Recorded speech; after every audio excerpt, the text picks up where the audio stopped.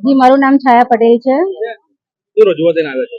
જે અમારી રજૂઆત એ છે કે 33% જે મહિલાઓનું આરક્ષણ પાસ થઈ ગયું છે, તો પછી એ લાગુ કરવામાં શું વાંધો છે?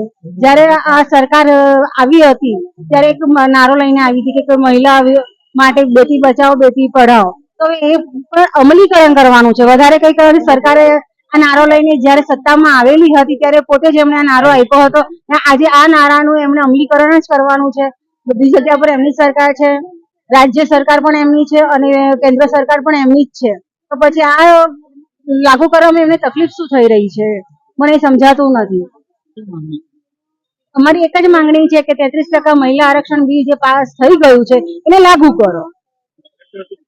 કલેક્ટરે અમને બી આશ્વાસન આપ્યું છે કે બનતી કોશિશ કરશે કે જેમ બને તેમ જલ્દી મહિલાઓ માટેનું જે આરક્ષણ બિલ ગવર્મેન્ટ તરફથી પાસ થઈ ગયું છે એ સુરતમાં અને ગુજરાતમાં લાગુ કરવાની કોશિશ કરશે.